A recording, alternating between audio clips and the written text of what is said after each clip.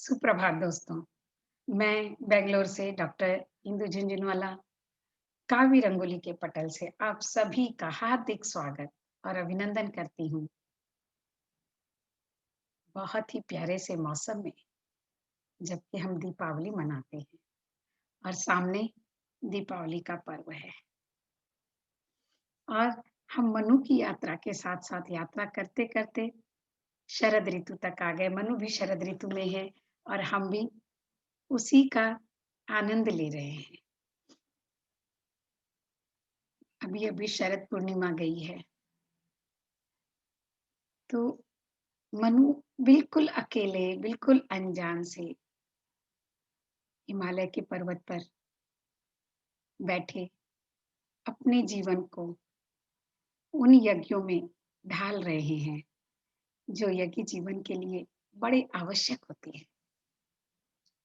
आके यज्ञ करते हैं, साधना करते हैं, लेकिन दिन तो बीत जाता है, रात्रि नहीं बीतती और रात्रि के समय में उनका यौवन, एक अनुराग की भावना, एक कामना उत्पन्न करता है हृदय में और उस अकेलेपन में कभी-कभी वो बेचैन हो जाते हैं और कभी-कभी प्रकृति की सुंदरता में खो जाते हैं। तो कल हमने देखा था उन्होंने कितनी खूबसूरती से संध्या को एक नारी की तरह चित्रित करते हुए संध्या के आंचल को फाड़ लिया हो, ऐसा बताया रात्रि को भी एक नारी बनाते हुए। तो 2 नारियों का चित्रण किया उन्होंने संध्या और रात्रि और किस तरह से कितनी खूबसूरती से उस शाम के सुनहले आकाश का वर्णन उस साड़ी के रूप में, उसके वस्त्रों के रूप में, संध्या के वस्त्रों के रूप में करते हुए, वो मनु के हृदय में उठती हुई आकांक्षाएँ, उठती हुई भावनाओं को किस तरह व्यक्त करते हैं। तो आइए मनु के साथ हम भी वो यात्रा करते हैं। तो इस अनंत काले शासन का वह जब उच्च श्रृंखल इतिहास आंसू और तम घोल रही तू मृदु सहसा करके मृत्यहास। तो देखिए मृदुहास इस अनंत काले शासन का वह जब उच्च श्रृंखल इतिहास। तो मनु को ऐसा लगता है कि जब रात्रि आ जाती है तो उन्हें लगता है कि ये जो कालापन है, इस कालेपन का जो शासन है, अब यहाँ कालापन, अंधकार उसका भी मानवीकरण कर दिया कि वो कोई पुरुष है जिसका शासन पूरी सृष्टि पर चल रहा है और उसका इतिहास उच्च श्रृंखल है। उच्च श्रृंखल मतलब जिस पर किसी का बस नहीं है, जो मनमानी करता है। तो वो रात्रि उसे ऐसा लगता है कि रात्रि मनमानी कर रही है, अपनी मनमाना इतिहास लिख रही है और आँसू अतम घोल लिख रही तू सहसा करती मृदुहास। और जब उस काली रात में हल्की सी जब चांदनी बिखरती है, तो ऐसा लगता है और ओस की बूंदें जब टप-टप गिरती है, तो वो ओस की बूंदें मानो आँसू हैं और अंधकार अंधकार को उन आँसुओं में घोल करके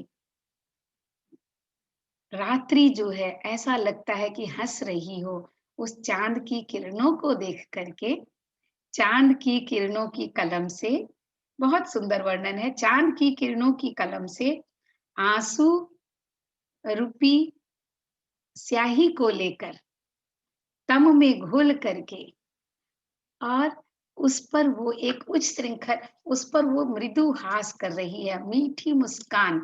तो जब रात में चंद्रमा आकाश पर आता है तो वो जो अंधकार है कहीं न कहीं छुपता है, कहीं न कहीं कम हो जाता है और वो चाँदनी उसे ऐसा लगता है कि बहुत मीठी-सी एक हँसी जो है, उस हँसी को आँसुओं के साथ और वो आँसू किस चीज़ के हैं? रात्रि के आँसू हैं, अंधकार के आँसू हैं, जिनको कि वो अंधकार उसकी स्याही से लिख करके आँसुओं की स्याही से लिख करके वह मीठा मीठी हँसी हँस रही हो। तो कितना एक रूप ही अलग हो जाता है ना जब हम इस तरह से सोचते हैं और ये छायावादी कवियों की ना सबसे बड़ी खूबी रही है।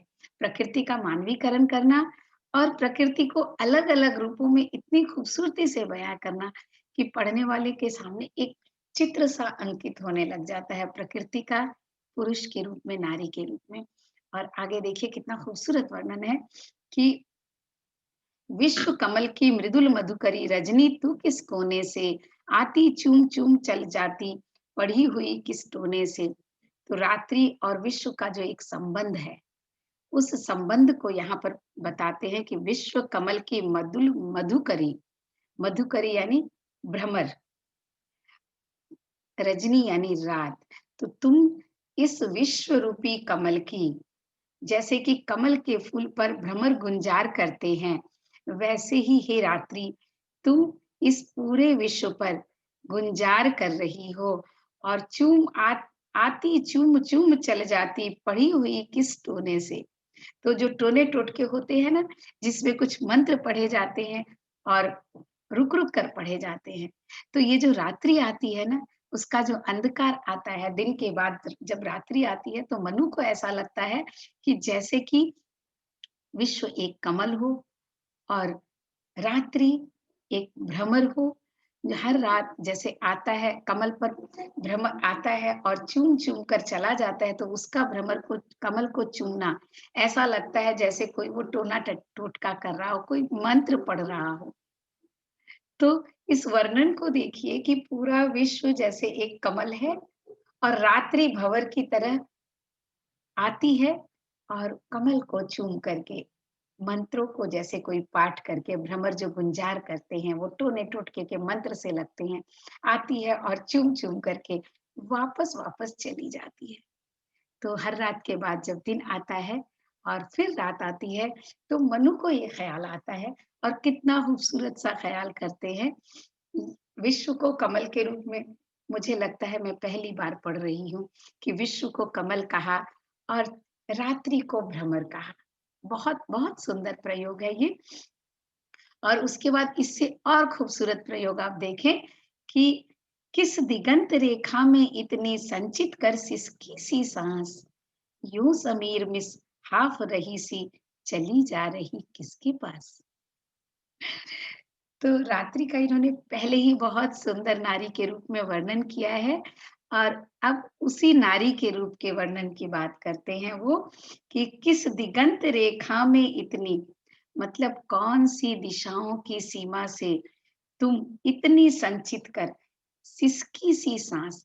जब कोई रोने का प्रयास करता है, जब कोई रोता है, तो जो शुरुआत होती है ना, उसमें वो धीरे धीरे सिसकता है, फिर उसका रोना तेज होता है। तो यहाँ पर जब शाम के बाद जब रात्रि आती है, तो मनु ऐसी कल्पना करते हैं कि वो कोई नारी है जो संध्या के बाद जैसे सिसकना शुरू कर देती है। एक सीमा से जब आप देखते हैं क्षितिज के पार से, जब सुनहरी किरणें डूबती सी है और रात्रि धीरे धीरे आती है, तो रात्रि का वो धीरे धीरे आना ना, मनु को लगता है रात्रि का सिसकना है। किस दिगंत रेखा में इतनी संचित कर सिसकी सी सांस, इतनी सिसकियों भरी सांसों को संचित करके कौन सी दिशा की सीमा से तुम धीरे धीरे हाँफते हुए किसके पास जा रही हो। यूं समीर मिस हाँफ रही सी। तो जो हवा चल रही थी, शाम के समय जो मधुर सी हवा चलती है, उस हवा को वो उसकी सिसकी मानते हैं रात्रि की। और वो धीरे धीरे चलती हुई हवा, यानी धीरे धीरे रात्रि का ऊपर आना, रात्रि का पूर्ण होना, धीरे धीरे यौवन में जाना, उसको उन्होंने उस समीर से उसकी सांसों से, बहने वाली हवा को उस रात्रि की सांसों से उन्होंने तुलना की है।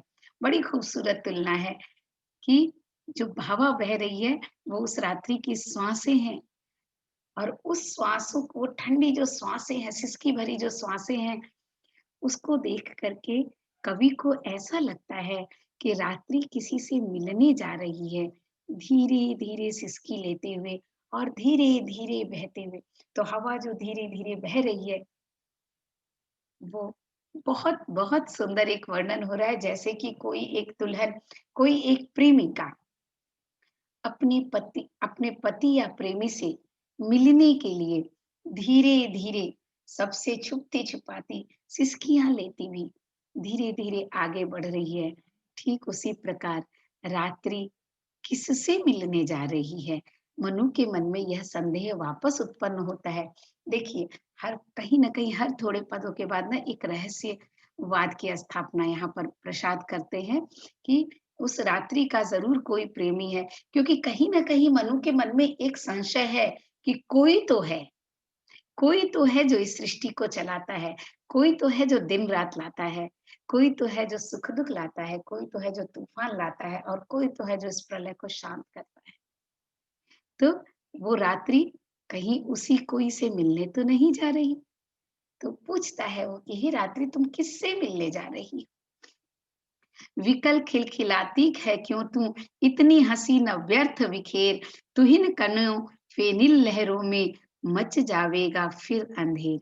देखिए, एक संशय भी उसके मन में उत्पन्न होता है, जब रात्रि अपने पूरे यौवन पर होती है, यानी कि उस गहन अंधकार में जब चंद्रमा निकलता है और चंद्रमा की किरणें जब समुद्र की लहरों पर पड़ती है, तो पूर्णिमा का जो चाँद होता है, जब पूरा चाँद होता है और चंद्रमा की संपूर्ण किरणें जब समुद्र पर पड़ती है, देखिए यहाँ पर वैज्ञानिकता भी है और वैज्ञानिकता के साथ दर्शन और दर्शन के साथ-साथ एक मन के संशय को, एक मन के डर को, मनोवैज्ञानिकता भी है। इस 2 पंक्तियों में ये तीनों चीज़ें मिलेंगी कि जब चंद्रमा की किरणें पड़ती हैं धरती पर, समुद्र के ऊपर, तो समुद्र की लहरें ऊँची उठने लग जाती है और जब समुद्र की लहरें ऊँची उठती है, तब आता है तूफ़ान और वो तूफ़ान ही कभी सुनामी बन जाता है, प्रलय बन जाता है और पूरे विश्व को, पूरी पृथ्वी को डुबो देता है।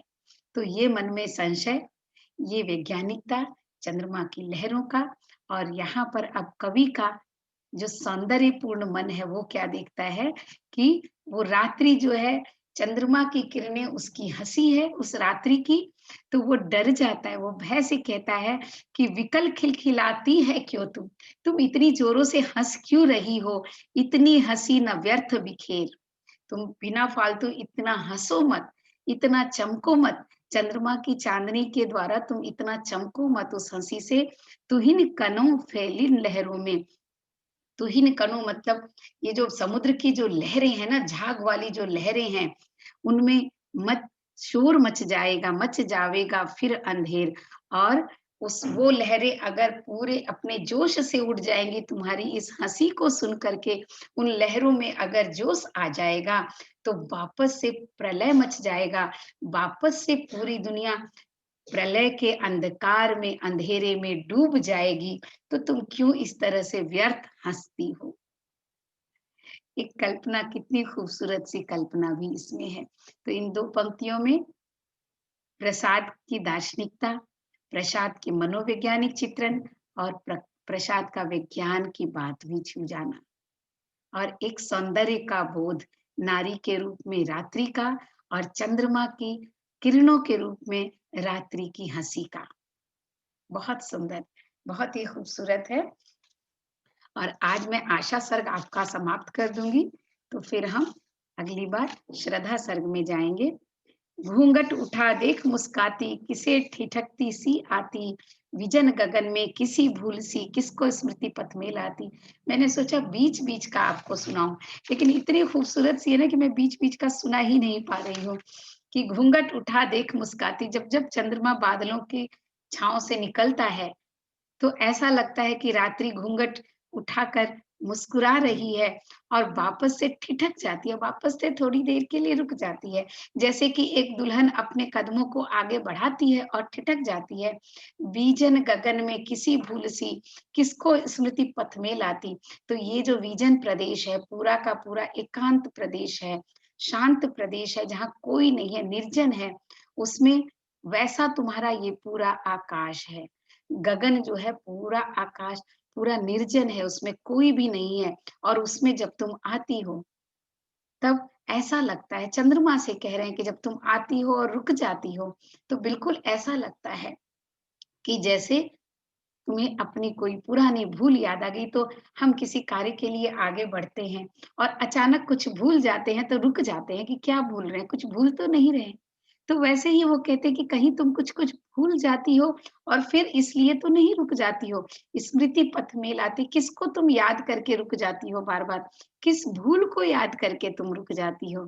तो जब-जब बार-बार उस पर बादलों का घूंघट आता है और जब-जब वो घूंघट हटता है, तो लेखक कल्पना करते हैं कि जैसे हम कुछ भूल जाते हैं और फिर याद करने की कोशिश करते हैं। और पगली हाँ संभाल ले कैसे छूट पड़ा तेरा अंचल, देख बिखरती है मनिराजी, अरी उठा बेसुध चंचल। अब देखिए, अभी तक तो चंद्रमा उसका मुख था, चंद्रमा घूंघट था, चंद्रमा चाँदनी थी और एक दुल्हन, एक नारी की तरह रात्रि थी। लेकिन अब रात्रि का वर्णन देखिए किस तरह से है कि अब उसके आँचल का वर्णन है। यानी गगन पर जो तारे फैले पड़े हैं, वो उस रात्रि का आँचल है। चंद्रमा उसका मुख है और आँचल पूरा का पूरा आकाश है। और कवि और मनु कहते हैं कि पगली हाँ संभाल ले, कैसे छूट पड़ा तेरा आँचल। तो वो जो पूरे आकाश में जो तारे बिखर गए हैं, उसकी कल्पना वो कहते हैं कि जैसे तुम्हारा आँचल बिखर गया हो, तो अपने आँचल को सँभाल लो।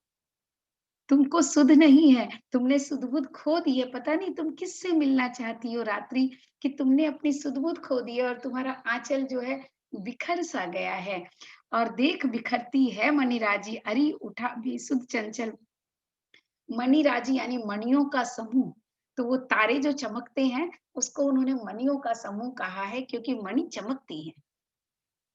तो ये मनुओं का जो समूह है, मणिराजी, ये जो मणियों का जो समूह है, तारे रूपी मणुओं का समूह, यहाँ पर रूपक अलंकार कितना खूबसूरत है कि वो बिखर गया है, तो तुम चंचल हो गई हो किसी से मिलने के लिए और तुम्हें अपने आँचल का होश नहीं है, तो अपने आँचल को सँभाल लो।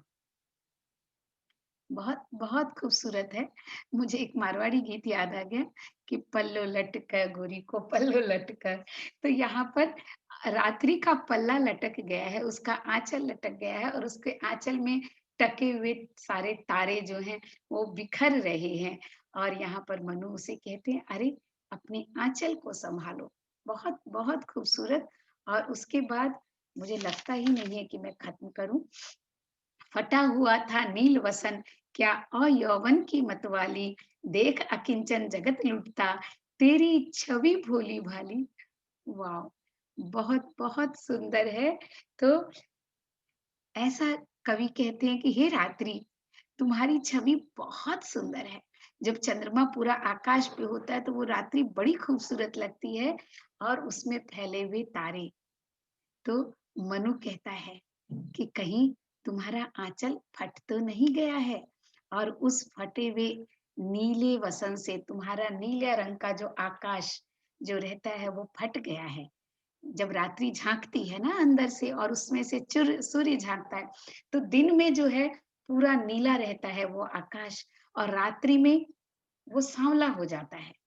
और उस सांवले होने की कल्पना कितनी खूबसूरत करते हैं कि जैसे तुम्हारा नीला बसन लगता है कि फट गया है। तो वो रात्रि से कहते हैं कि तुम्हारा वस्त्र शायद नीला था, दिन में जो नीला दिखता था, वो रात्रि में शायद फट गया है, क्योंकि तुम यौवन में अपने यौवन में मतवाली हो गई हो, अपने यौवन में नशे में हो, भूल गई हो और तुम्हारा वस्त्र फट गया है और उस वस्त्र के फटने से जो तुम्हारा खूबसूरत सा यौवन है, जो चंद्रमा दिख रहा है, जो तारे दिख रहे हैं, वो जो तुम्हारी भोली-भाली सी जो छवि है, जो तुम्हारा मुख है चंद्रमा के रूप में, वो सभी को नज़र आने लगा है और पा सारी पृथ्वी तुम्हारी उस भोली छवि की खूबसूरती को लूट रहा है, उसका पान कर रहा है, तो लगता है कि तुम्हारा वस्त्र कहीं फटा है और उसमें से तुम्हारा सुंदर मुख जो है झाँक रहा है। कितना खूबसूरत वर्णन है। और लगता है कि मैं पढ़ती ही चली जाऊँ, समय भी होता चला जा रहा है। मैं भी भूल गया हूँ कुछ, हाँ, स्मरण नहीं होता क्या था? प्रेम, वेदना, भ्रांति या कि क्या मन जिसमें सुख सोता था? तो जैसे रात्रि बीत ही नहीं रही हो, तो वहाँ पर रात्रि के ठिठकने की बात जैसे रात्रि समाप्त नहीं होती है, बार-बार ठिठक जाती है, रुक जाती है, तो यहाँ पर मनु उस रात्रि की खुद से तुलना करते हैं अब, और खुद से तुलना करते हुए कहते हैं, मैं भी भूल गया हूँ कुछ। हाँ, स्मरण नहीं होता क्या था। इतने प्रकृति के सौंदर्य को देखकर और इतनी बातों को देख कर के मनु भी कहीं न कहीं अपने अतीत को भूलने लग जाते हैं और सोचते हैं, मैं भी तुम्हारी तरह ही ठिठक कर सोचने लगा हूँ, भूल गया हूँ, क्या भूल गया हूँ? प्रेम, वेदना, भ्रांति या कि क्या? मन जिसमें सुख सोता था और वो तब अपने विगत सुखों की याद करने की कोशिश करते हैं, बीते हुए सुख को, कि जिस सुख में मेरा मन सो गया था, वो सुख क्या था? वो प्रेम था या वो दर्द था, वेदना थी, या वो एक सपना था? या कुछ और था? मेरा ही संशय था या कुछ और था? मतलब जो पल बीत चुके हैं, वो वापस नहीं आते, और वो वापस नहीं आते तो हमें ऐसा लगने लगता है कभी-कभी कि क्या वो सच में हमने उन पलों को जिया है? और यही एहसास मनु को हो रहा है, और जब-जब रात्रि रुकती हुई, ठहरती हुई दिखती है, तो उसे लगता है कि रात्रि भी शायद उसी तरह से इस संशय में है, इस सोच में है कि जो पल बीते थे वो क्या थे? तो मैं भी वही सोच रहा हूँ कि वो पल क्या हैं, और उन्हें वो याद नहीं आ रहा, वो भूल जा रहे हैं कि वो कौन-सा सुख था मेरे जीवन का जिसे मैं भूल गया हूँ। क्या था उस जीवन में जो मैं भूलता जा रहा हूँ? और अंतिम पद आशा सर्ग का, कि मिले कहीं वह पड़ा कहीं, पड़ा अचानक उसको भी न लुटा देना, देख तुझे भी दूँगा तेरा भाग, न उसे भुला देना। कितना खूबसूरत है कि वह सुख जिसमें मेरा मन सोता था, जो कहीं खो गया है, जिसकी याद भी अब करता हूँ तो याद नहीं आ रहा है, मैं भूल सा गया हूँ। किंतु वो सुख तो था, और वो सुख अगर मुझे कहीं मिले, अगर तुम्हें कहीं मिल जाए, मिले कहीं वह पड़ा अचानक उसको भी न लुटा देना। तो देखो, ये रात्रि तुम्हें भी अगर वो सुख मिले, जो सुख मुझे मिला था, तो उसको व्यर्थ लुटा मत देना, और मुझे दे देना, मेरा वो सुख मुझे लौटा देना, अगर मेरा वो सुख तुम्हें कहीं पड़ा मिल जाए, क्योंकि तुम तो पूरी सृष्टि पर छाई रहती हो ना रात्रि, तो तुम्हें तो कहीं न कहीं मिल सकता है, क्योंकि मनु कहीं एक एक स्थान पर हैं, और रात्रि तो पूरे ब्रह्मांड में फैली पड़ी है, पूरी सृष्टि में। इसलिए वो कहते हैं कि तुम्हें अगर मेरा वो खोया हुआ सुख मिल जाए, क्योंकि उनके पास कोई संगिनी नहीं है, तो आज वो रात्रि को ही अपनी संगिनी बनाते हैं, और उस सुख को मुझे लौटा देना, और ये याद रखना कि ऐसा नहीं होगा कि देख तुझे भी दूँगा तेरा भाग, न उसे भुला देना। लेकिन उस रात्रि में जो इतनी सारी पहले की रात्रियाँ बीती थी, जिनमें मैंने सुख भोगा था, तो वो सुख का भाग अगर तुम्हें कहीं मिलता है तो मुझे ज़रूर देना, और उसमें से तुम्हारा हिस्सा भी मैं तुम्हें ज़रूर दूँगा, तो तुम भूलना मत। मैं तुम्हारा हिस्सा नहीं रखूँगा, तुम्हें भी सुख से पूर्ण अवश्य करूँगा। मेरा सुख कहीं तुम्हें मिल जाए, तो ज़रूर उसे मुझे दे देना। बहुत, बहुत सुंदर कल्पना है, बहुत ही खूबसूरत रात्रि का एक वर्णन है, बहुत आनंददायी वर्णन है, और चिंता सर्ग से वो किस तरह से आशा की ओर गमन करते हैं, और अंततः उन्हें लगता है कि वो सुख ज़रूर कहीं मिलेगा। वापस से फिर वो उस सुख उन्हें मिलेगा, ये आशा उनके मन में होती है, और इसी आशा को वो इस अंतिम पद में यहाँ पर रात्रि के साथ बाँटते हैं। और कल हम श्रद रात अब आगे का सर्ग करेंगे। ये था आशा सर्ग, और कल आएगा इसका सबसे मुख्य बहुत ही रोचक सा सर्ग, श्रद्धा सर्ग। जबकि मनु को श्रद्धा मिलती है। आशा से श्रद्धा का उदय होता है हमारे हृदय में, चिंता से आशा का उदय होता है, आशा से श्रद्धा उत्पन्न होती है। तो मनु को कहीं न कहीं इस प्रकृति के परिवर्तन को देखकर मन में कहीं न कहीं उनके श्रद्धा का उदय होने लगा है। और यहाँ वो श्रद्धा, इसकी सहचरी किस तरह बनती है, कल हम वो देखेंगे। तो आज के लिए बस इतना ही। बहुत-बहुत धन्यवाद आप सभी का, और आपके मन में भी इसी तरह आशा के साथ-साथ श्रद्धा का उदय हो। जीवन में चिंता तो आती ही रहती है, कभी सुनामी और कभी कोरोना और कभी युद्ध तो चलते रहते हैं। लेकिन आशा को कभी खत्म ना होने दें, आशा हमेशा रखें, वो श्रद्धा लाएगी और श्रद्धा जीवन में विश्वास, प्यार और अनंत सुख लेकर आता है। आज बस इतना ही और जो मेरे साथ ध्यान करना चाहते हैं, अपनी आँखों को बंद करें। एक लंबी और गहरी साँस लें और आज हम ना उस रात्रि के पास चलते हैं, उस संध्या से होते हुए रात्रि के पास चलते हैं और रात्रि से होते हुए सुबह के सूर्य को देखेंगे अपने ध्यान में। तो आज कुछ नया सा ध्यान करते हैं। आइए,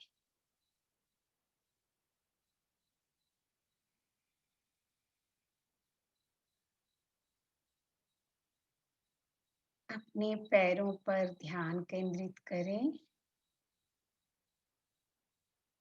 और पैरों को देखते हुए उन्हें पूरी तरह से विश्राम देते हुए रीढ़ की हड्डी, कंधे, हाथ, पेट और छाती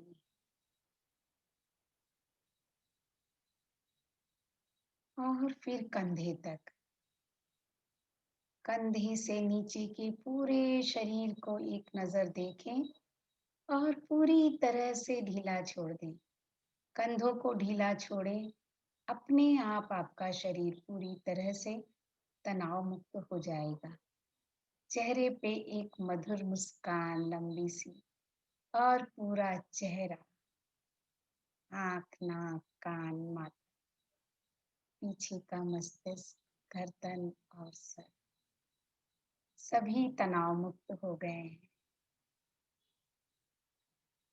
और आज हम चलते हैं एक यात्रा पर।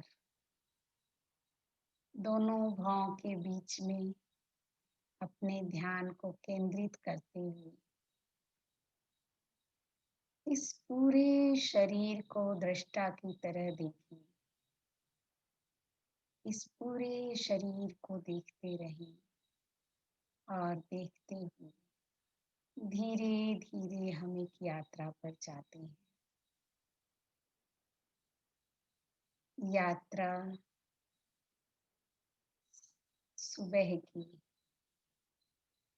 सुबह की सुनहली किरणें, सूर्य धीरे धीरे पूरब से उदित हो रहा है और उसकी किरणें फैलते हुए पूरे विश्व को जगमगा रही है।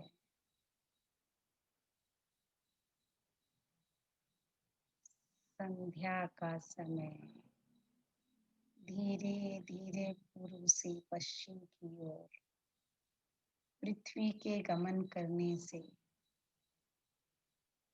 संध्या प्रतीत होती है और धीरे धीरे हल्का सा अंधकार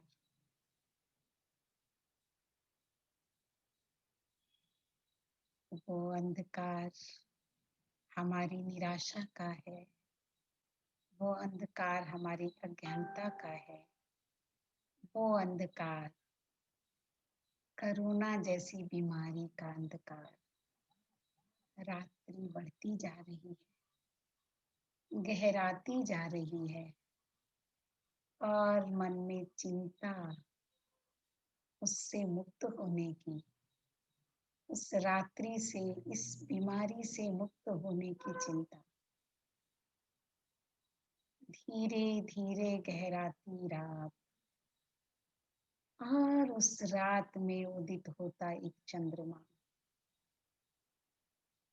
चंद्रमा की शीतल किरणें हवाओं के साथ हमारे शरीर को शीतल कर रही है और हमारे चिंता रूपी आग को कहीं ना कहीं शांत कर रही है। चांदनी किरणों में बैठे हम किरणों का आनंद ले रहे हैं। शरद की चांदनी और धीरे धीरे जैसे जैसे रात ढलती है और हल्का सा नीलापन नजर आता है। आशा का नीलापन। आशा रूपी सूर्य कहीं न कहीं उदित हो रहा है। हल्की सी आकाश पर कालिमा छटती जा रही है और एक पीला सा प्रकाश धीरे धीरे फिर से नजर आ रहा है। कहीं दूर पूरब में हल्का सा एक आभास किसी के होने का, किसी के प्रकाशित होने का आभास। पीले रंग का एक गोला धीरे धीरे उदित हो रहा है और उसकी ऊर्जा पूर्ण किरणें हमारे शरीर को छूती हुई हमें आशान्वित कर रही है जीवन के प्रति। धीरे धीरे सूर्य उदित हो गया है। पूरा संसार सोने से भर गया है, सुनहली किरणों से भर गया है। सुनहली किरणें आशा की, सुनहली किरणें विश्वास की, सुनहली किरणें रात के बाद फिर सुबह आने की। सारी समस्याओं के बाद समाधान खोजने का उत्साह। दिन के बाद रात का और रात के बाद फिर से दिन का आना प्रकृति के नियम को बताता है। परिवर्तन ही जीवन है, हमें समझाया जाता है। इतना सुंदर लग रहा है पूरा आकाश, जैसे किसी सुनहली साड़ी को लपेट लिया हो और उसके आंचल में हम सभी पूरी ऊर्जा के साथ, सकारात्मक सारी ऊर्जा हमारे शरीर में भी फैल रही है। हम ऊर्जावान हो रहे हैं। शरीर में कोई कसाव आ गया हो तो उसे फिर से ढीला छोड़ दें और महसूस करें सूर्य की किरणों को अपने पूरे शरीर में पूरी ऊर्जा के साथ फैलते हुए। सारी सकारात्मक ऊर्जा फैल रही है और रात्रि की काली और नकारात्मक ऊर्जा समाप्त हो रही है। हर जाती सांस के साथ सकारात्मकता अपना प्रकाश फैला रही है और हम पूरी तरह से आशा और विश्वास के आभा मंडल से पूर्ण हो चुके हैं। सूर्य की जगमगाती आभा से हमारा जीवन जगमगाने लगा है।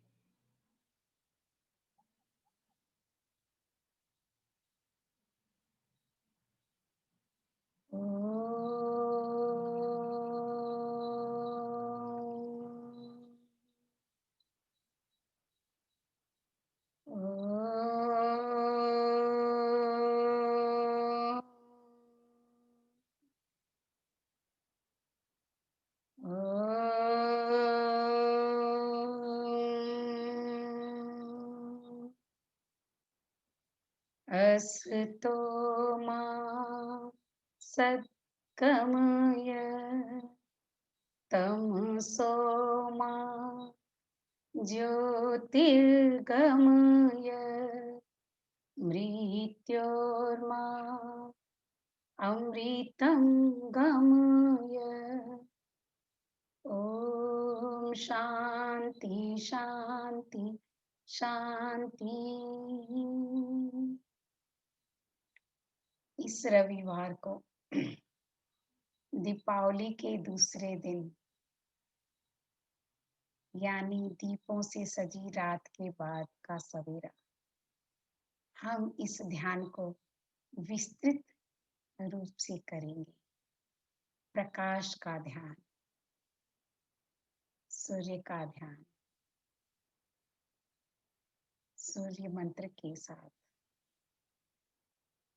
तो रविवार सुबह आप जो जुड़ना चाहें जूम से भी जुड़ सकते हैं और पटल से भी जुड़ सकते हैं। बहुत बहुत धन्यवाद। आपका जीवन सूर्य की किरणों की तरह ही उल्लसित, प्रकाशित और सकारात्मक हो। धन्यवाद।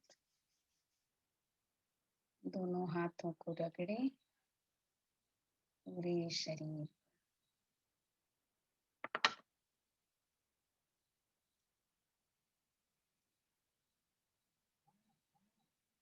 फिर आए और फिर से हथेलियों को रगड़ें।